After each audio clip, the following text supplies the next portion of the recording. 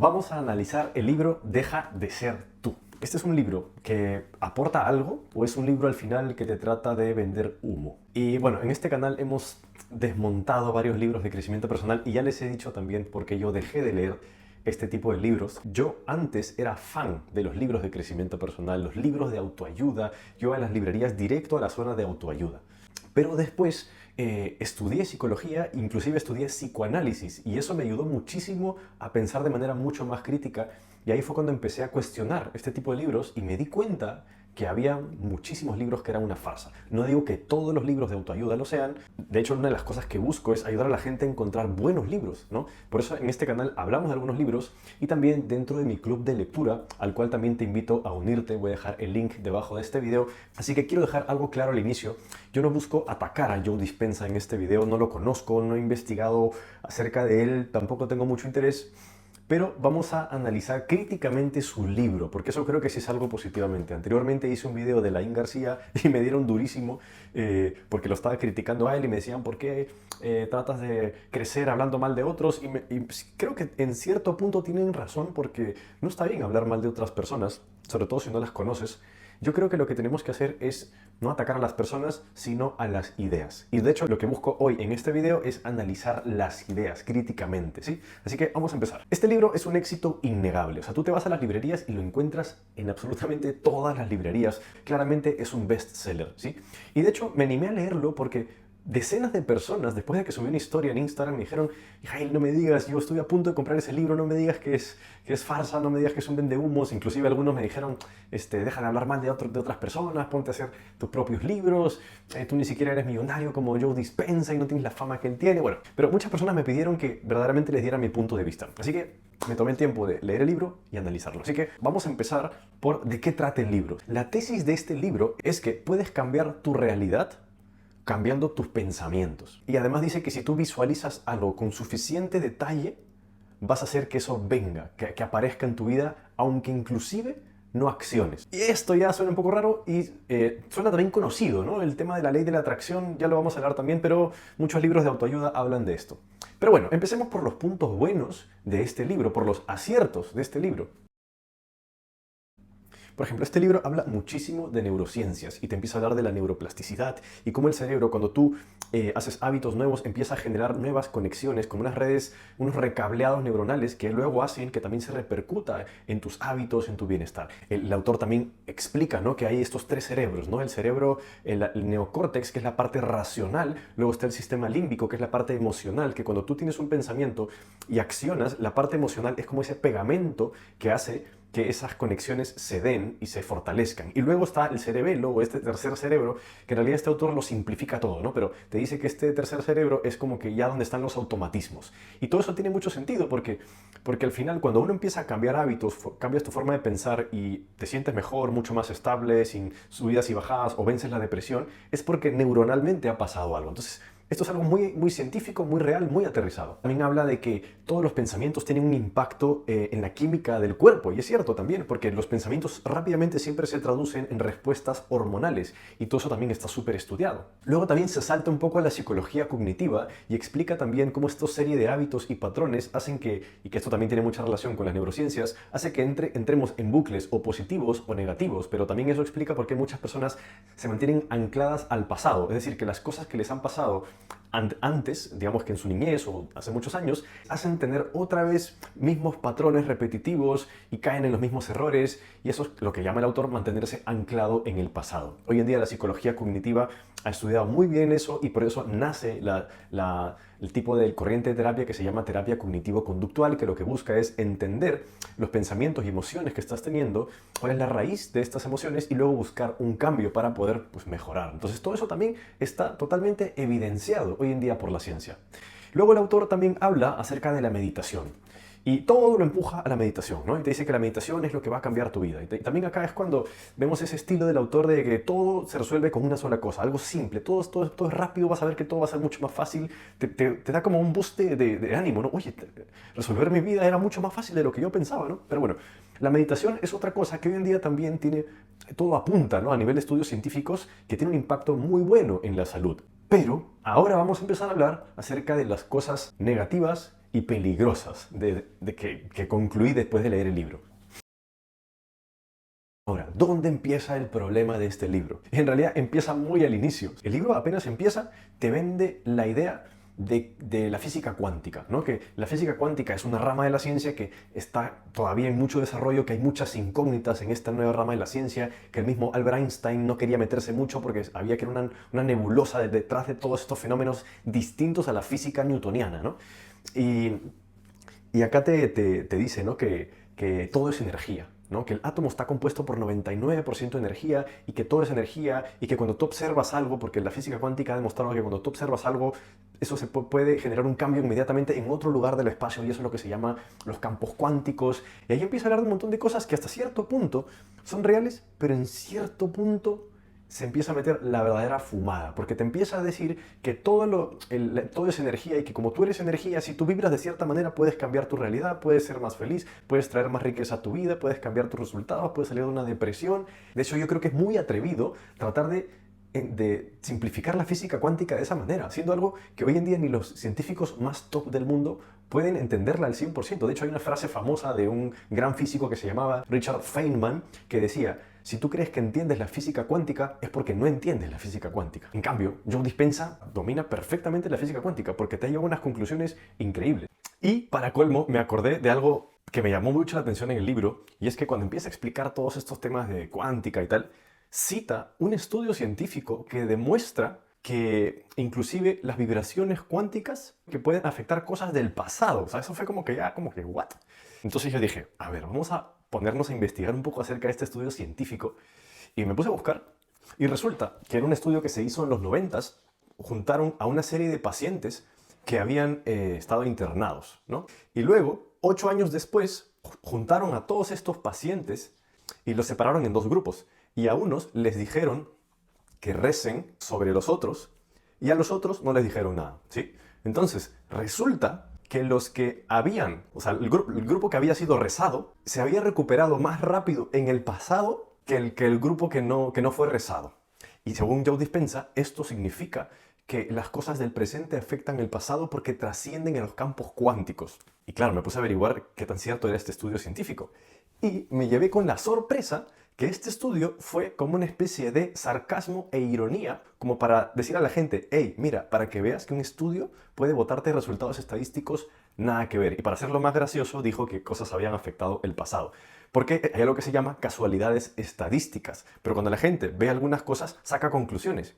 Y Joe Dispenza usa este estudio científico que se sabe que dentro del mundo de la ciencia es algo hecho con humor, a propósito, una sátira, ¿sí?, a la estadística y al tema cuántico. Y Joe Dispenza lo agarra como ley y sustento para decir: mira, lo que yo hablo cuántico tiene un respaldo.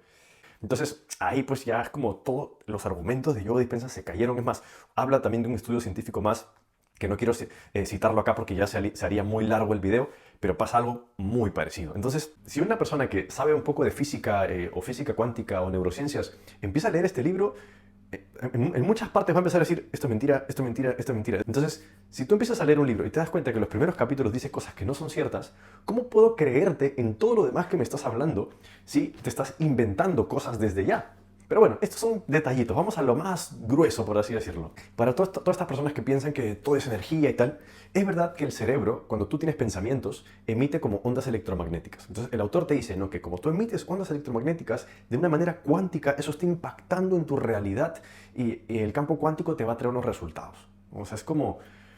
esa es la verdadera fumada, ¿no? Y en verdad es como... está comprobado que las ondas electromagnéticas que emite el cerebro son reales, pero son diminutas. O sea, son tan pequeñas que no pueden ejercer un cambio afuera, ¿sabes? O sea, es como que yo trate de utilizar una pequeña pila AAA para prender un coche eléctrico, por ejemplo. No es imposible, es muy poca energía. Entonces, es como que tú estás mezclando cosas de la conducta humana con física cuántica. O sea, estás mezclando 2 mundos que no tienen nada que ver y sobre todo con una certeza que tú dices: no, esto de todas maneras tiene que ver, ¿no? De hecho, hay gente que dice, seguramente van a haber personas que comenten en este video: no, Mijail, pero es que tú te riges mucho por la ciencia y la gente que habla de la ciencia todo el tiempo cree que tiene la razón y hay muchas cosas más allá de la ciencia que no se saben. Es verdad que hay muchas cosas más allá de la ciencia que no se saben. ¿Y tú cómo las sabes? Entonces, ¿cómo hay gente que dice que la saben? O sea, es mejor decir no sé. Al menos la ciencia parte desde el punto de decir no sé. En cambio, muchos charlatanes, gente que se inventa teorías, parte desde yo ya sé. Entonces, ese es el problema. Pero bueno, acá viene el problema para mí más real del libro, y es el positivismo tóxico. Este libro te empieza a transmitir la idea, en los siguientes capítulos, de que hay que tener cuidado con los sentimientos negativos. Tienes que evitar los sentimientos negativos. Y te empieza a decir que él mismo o que personas que ha ayudado caen en sentimientos negativos y tienen que evitar a toda costa que eso pase. Porque si tú piensas en negativo vas a tener resultados negativos, pero si piensas en positivo vas a cambiar toda tu vida. Entonces, eso es un peligro enorme. ¿Por qué? Porque en la psicología, yo que he estudiado psicología y que la he practicado, está comprobado que los sentimientos no son ni buenos ni malos. Más bien los sentimientos todos son necesarios. Y es importante que si tú estás teniendo un sentimiento, entre comillas, negativo, lo entiendas, lo asimiles, lo enfrentes y seas consciente de por qué te está pasando. Y no digas, no, tengo que evitar esto, tengo que pensar en positivo. Y lo que a mí más me, digamos, preocupó de este libro es que te empieza a decir eso, pero no te dice nada de cómo cambiarlo, ¿no? De hecho, el mes pasado, en el club de lectura, leímos este libro que se llama Los 6 pilares de la autoestima. Y es un libro muy potente, muy interesante. De hecho, tengo un resumen completo del libro dentro del club de lectura. Y te dice, ¿no?, que si tú quieres hacer un cambio en tu autoestima, primero tienes que sincerarte contigo mismo, aceptarte tal y como eres. Y si estás sintiendo algo, un rechazo hacia ti mismo, aceptarlo, ¿no? Por ejemplo, y te decía ponerte hacer el ejercicio de pararte frente al espejo completamente desnudo, mirar tu cuerpo parte por parte, ¿sí? Y verlo, porque a veces uno como niega, no, no es que no quiero verme, sé que estoy impresentable, me veo viejo, me veo gordo, me veo feo, etcétera, ¿no? Entonces, dice que ese ejercicio ayuda a que uno vea la realidad tal como es. Y luego te recomienda leer algunas palabras que digan, me acepto tal y como soy, con mis defectos y con mis virtudes. Entonces, parte de la autoaceptación. Entonces, este libro no te habla ni de la autoaceptación, ni tampoco te habla de la conciencia que uno tiene que tener de la realidad que está, sino más bien te dice, no, busca lo positivo, piensa en positivo y cambiará tus resultados. Muy simplista. ¿Y cuál es el problema de eso? El problema de pensar siempre en positivo y que todo lo que causa un resultado en tu vida es la manera que piensas, es que si un día tú no piensas en positivo o un día te pasa algo malo, te llenas de culpa. Y ese es el verdadero problema, porque muchas personas caen en esta psicología positiva excesiva de tengo que pensar en positivo, tengo que pensar en positivo, y en verdad lo que tienen que hacer es pensar un poco en negativo y entender por qué les está pasando esto. Y ahí recién empezar a crear un cambio. Imagínate, de hecho el libro te habla acerca de un paciente que tuvo el autor, y te dice que era un paciente que tenía cáncer y que fue al doctor y tenía tumores y después le volvió a dar cáncer y que un día empezó a pensar en positivo y al siguiente chequeo que tuvo se dio cuenta que sus tumores habían reducido y se curó del cáncer. O sea, y así tan simple te lo cuenta, ¿no? O sea, y qué peligroso es eso, porque ¿cuántas personas, por más que intentan pensar en positivo, no logran vencer el cáncer? ¿Sabes? Yo entiendo que la parte psicológica influye muchísimo, el estrés influye muchísimo, pero este autor ni siquiera te dijo los altibajos que puede pasar una persona antes de mejorar, no te da herramientas, solo te dice, pensó en positivo y cambió su vida. Y luego te va empujando todo hacia el final del libro, que lo que te cambia la vida es la meditación, ¿sí? Entonces ya hay como que un argumento simplista de que todo se puede resolver en tu vida si piensas de esta manera y te pone argumentos científicos, pero luego le mete la física cuántica ahí como sea, ya te empieza a meter un mensaje raro. Y bueno, el tema de la meditación, para hablar también de esto, es que es verdad que hoy en día muchos estudios científicos apuntan a que la meditación tiene un impacto positivo en el cerebro. De hecho, se han hecho estudios donde se muestra que la corteza prefrontal de las personas que practican mucho la meditación, lo han hecho con monjes tibetanos, se engrosa, es decir, que la capacidad de controlar tus impulsos es mayor cuando meditas constantemente. Y ese tipo de estudios que se están haciendo son muy alentadores, porque la meditación te permite como desconectarte de tu realidad, verte desde afuera y así entenderte mejor y practicar mucho más la autoconciencia. El tema es que la meditación que se ha estudiado científicamente es una, pero la meditación que te enseña Joe Dispenza es otra. Es con audios, con guiones, con pausas, con escribir no sé qué cosas, y eso no está comprobado que funciona. Entonces, podríamos decir que lo que él está promulgando tampoco tiene una base real. Él lo puede decir, no, bajo mi experiencia. Pero bueno, todo lo que ya me has estado diciendo, porque si yo no te, o sea, si es difícil creerte todo lo que me estás diciendo, ¿cómo te voy a creer ahora esto último que me estás diciendo? Ahora sí, vamos para las conclusiones. Mira, este es un libro que creo yo que busca hacerte ver una idea, pero te lo hace ver de una manera que se aprovecha de ti. Esa es mi interpretación, ojo. Porque imagínate, tú ves un libro siempre te transmite autoridad. Dices, wow, una persona, mira, sabe de neurociencias y tal, ¿no? Qué interesante. Entonces ya de por sí tú abres un libro con una intención de, acá hay un experto que me va a enseñar algo. Te pone en una posición de humildad, de apertura, de vulnerabilidad. Y luego cuando te empieza a hablar de física cuántica, neurociencias, términos como el colapso de onda, campos electromagnéticos, tú dices, wow, esta persona sabe un montón. Eso ya te es un sesgo de autoridad, tú ya estás presto a creerle. Y si no entiendes mucho de ese mundo, más difícil todavía que cuestiones. Entonces, algo que me parece muy grave de este libro es que te habla cosas que son reales, la ciencia, la física cuántica, la psicología cognitiva, la meditación, cosas que son reales, pero para sacar una conclusión que no tiene nada que ver.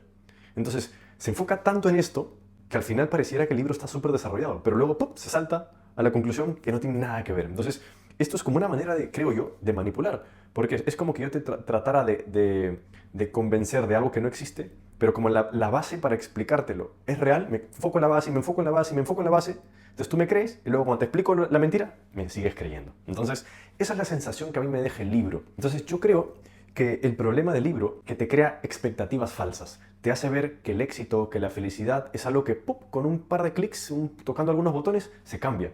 Y en realidad es un proceso bastante duro. De hecho, hay gente que seguramente en los comentarios me va a criticar y me dice, no, Mijail, pero Joe Dispenza sí habla de hábitos. Joe Dispenza sí te habla de que todos cambian en el tiempo. Pero es que se contradice constantemente en el libro. Hay partes que dice que sí, que hábitos, pero hay partes que dice que no. Solo pensándolo lo cambias. Y solo pensando en positivo lo cambias. Entonces es como que te empieza a pasear con sus propias tesis. E incluso, ¿no?, este tema de pensar en positivo se podría ser muy útil para el tema de los negocios, por ejemplo, ¿no?, para el tema de tu carrera o tu profesión.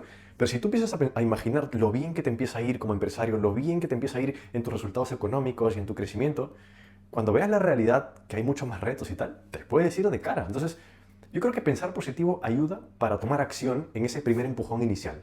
Pero si te crees cada una de las cosas que te dice este libro, yo creo que terminas teniendo falsas expectativas. Pero, como decía, para mí lo más duro del libro es el factor culpa, porque el positivismo tóxico yo creo que está haciendo un daño al mundo. Hay gente que me va a decir, oye, Mijail, pero ¿qué tiene de malo leer este libro? Porque mira, si a mí me está ayudando a dejar los malos hábitos, ya no estoy tomando, ya no estoy viendo televisión, estoy leyendo, o sea, estoy haciendo un hábito que está activando mi cerebro, ¿no? Yo te quiero hacer una pregunta. ¿Tú para qué lees? O sea, ¿cuál es tu motivo para leer un libro?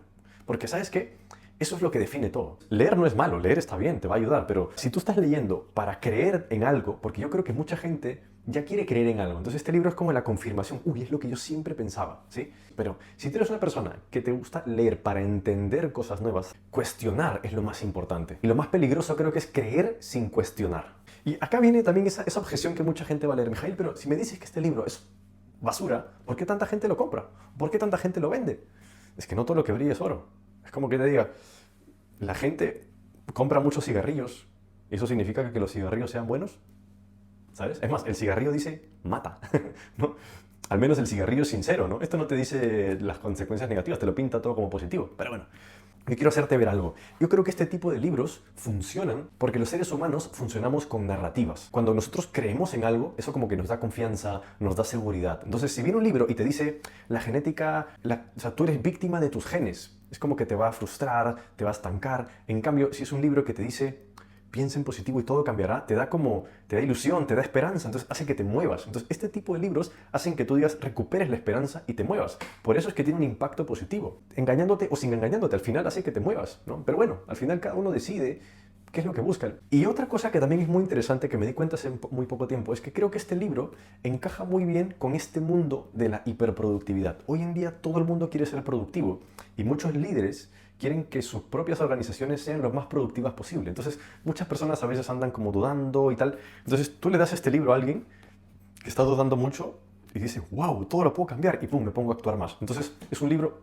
útil. La sociedad quiere que la gente sea más productiva, que produzca más, que produzca más. Entonces, le dicen, toma, este libro te va a cambiar la vida. Pero por dentro te va a poner a trabajar más. Entonces, es la narrativa de la hiperproductividad. De hecho, tengo otro video donde hablo acerca de que estamos en el mundo de la hiperproductividad, que no nos damos cuenta y nos empieza a hacer entrar en un burnout y no nos damos cuenta porque el mundo nunca te dice descansa, enfócate en tus relaciones, en tu estabilidad, en tu autoestima, ¿no? De hecho, eso es cierto, la autoestima hoy en día está infravalorada. La gente valora mucho los resultados. Por eso es que hay mucha gente sin autoestima con grandes resultados. Y eso es algo muy interesante de analizar. Hoy en día, preocúpate o sea, piensa en ti, ¿no? Estoy apuntando a tener buenos resultados, pero también estás apuntando a tener autoestima, porque la autoestima es la capacidad de disfrutar de tus resultados, ¿no? Es muy interesante este tema porque tú puedes lograr un gran resultado, pero si no tienes la autoestima no lo vas a poder disfrutar. Entonces, ¿qué te sirve tener un gran resultado? En conclusión, después de leer este libro, Deja de ser tú, menos mal te puedo decir que no he dejado de ser yo. Nos vemos en un siguiente video.